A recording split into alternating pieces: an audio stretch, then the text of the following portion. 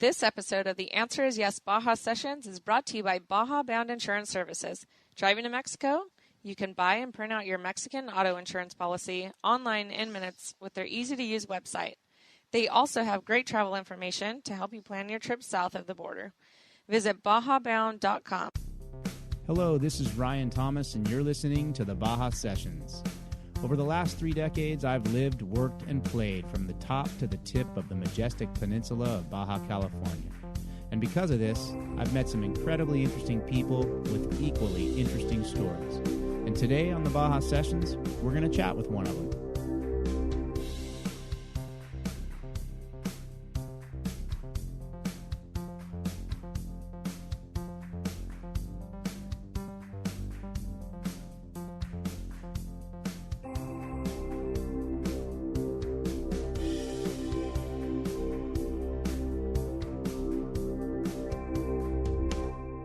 Hey, this is Michael Emery of Slow Baja, powered by Tequila Fortaleza.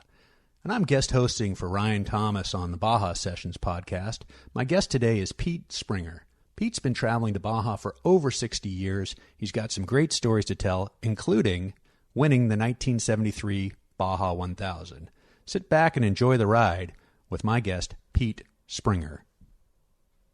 Since we were discussing before you were born, which we weren't discussing, but you just told me you were 79? Yeah. 79 years old? Yeah. Well, it's just a delight to be here, and I'm here because we became acquainted via the magic of social media when I was running my stock old 1971 Land Cruiser FJ40 in the Baja XL. And, you know, I'm blindly ignorant and an adventurer, but I don't really know a lot about off-roading, and managed to get some good advice from the man sitting next to me here who won the 1973 Baja 1000 in a Land Cruiser FJ40 that he built. And I'm just wondering, Pete, how did that whole deal come about? You told me before, but I'd love to get it on tape here, talking about how did that Land Cruiser come into your friend's hands, and how did you end up building it, and tell me about all that in detail. Well, I'd been racing the Baja races for, since my first race was in 70. And so I got noticed because I built some kind of strange cars, not the run-of-the-mill Baja bug, dune buggy things. I raced a single-seater when nobody was racing single-seaters. And so I became friends with Bill Sanders, who was the editor of Four Wheeler magazine at the time. He was just interested in what I was doing. Well, things went along, we became drinking buddies, and we'd see each other at the races, and he'd come spend time in our camp having a few beers, and that just went on and on. Well, Bill was, for his magazine, he was doing a project on an FJ40. They ran it on propane and did an article on it, and then they ran it, put a turbo on it.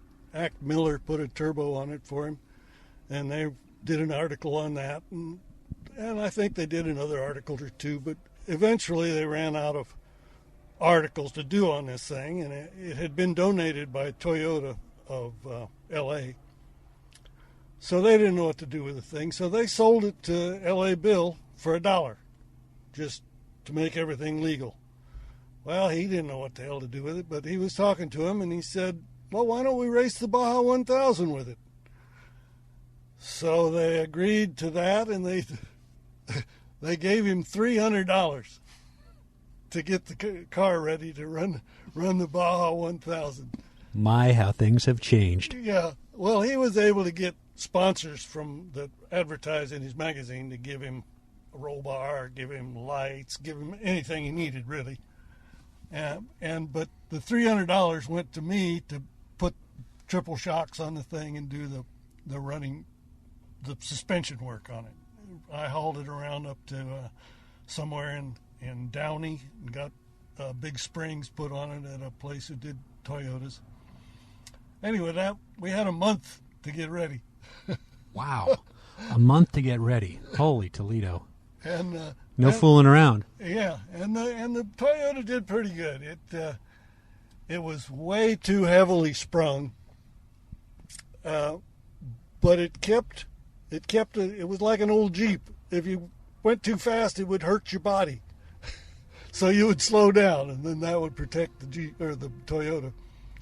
And the other characteristic, I probably got a little lucky, but if you ever jumped off the ground with that damn thing, it would fly flat.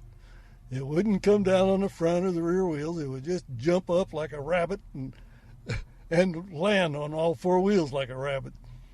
Now, you had told me in our previous conversation that you had a stock Land Cruiser FJ40 that you were able to do some pre-running with, and I think you said you averaged 22 miles an hour in your pre-run, and then when you had the full race build, you averaged somewhere around 33 or 35 miles an hour, so not that much faster. Oh, it wasn't even that much faster. It was more like 25 miles an hour in the race Toyota. That was kind of amazing stat when I figured that out. Wow. And you raced a vehicle. Now, again, for those kids who are listening to this podcast and don't remember the energy crisis of 1973, you were racing a natural gas, right? Right. Compressed natural gas. That's right. So do you have any idea what kind of mileage you were getting out of that? No.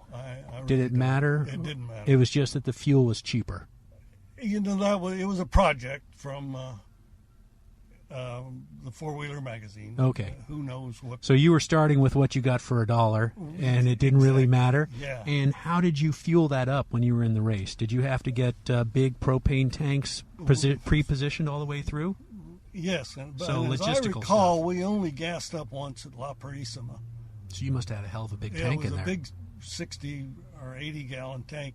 Took up the whole back seat of the Toyota. And but L.A. Bill had arranged for Los Angeles people to bring a truck all the way down there to gas us or fuel us up. And the propane did fine. I mean, it was running through a turbocharger, and we never had an issue with the engine running. Wow.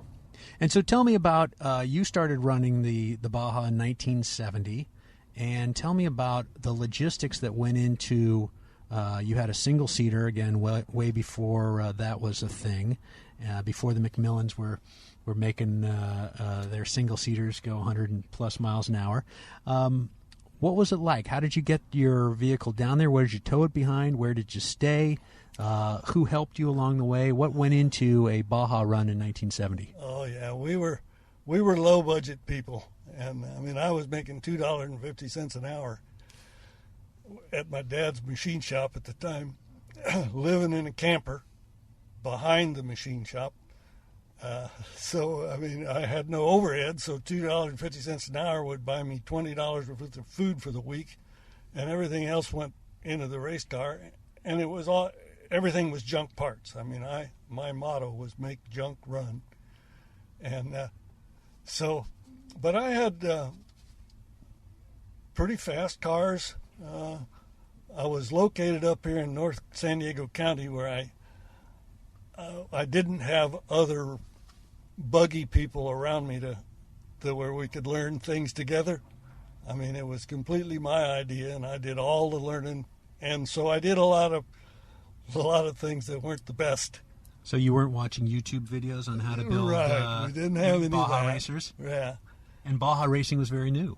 Right. I mean, it had been racing for since 67. Since 67, exactly. And I went down in 69 to watch it, and I just went, wow, I do this. I know. I've been to Baja before. I can win this.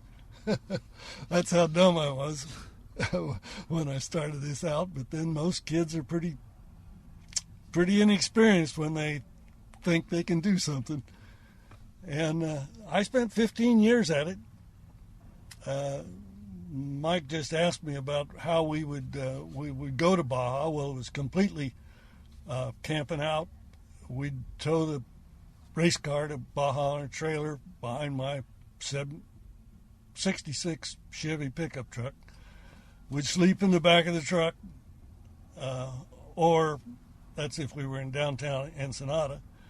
If we were down further, like where we might take over the car or something like that, we'd just sleep on the ground, camping, probably not even in a tent, because it never rains. Right. And Baja. So it was pretty sparse, and well, we had a great time. First time I raced down there was within a single-seater VW, and we did pretty good. I ran out personally. I took the first half, and I had a co-driver that would take over and halfway down in El Arco, and I ran out of gas twice on my half of the race because one time the gas cap didn't get put on, and I splashed at least half of my 10 gallons out.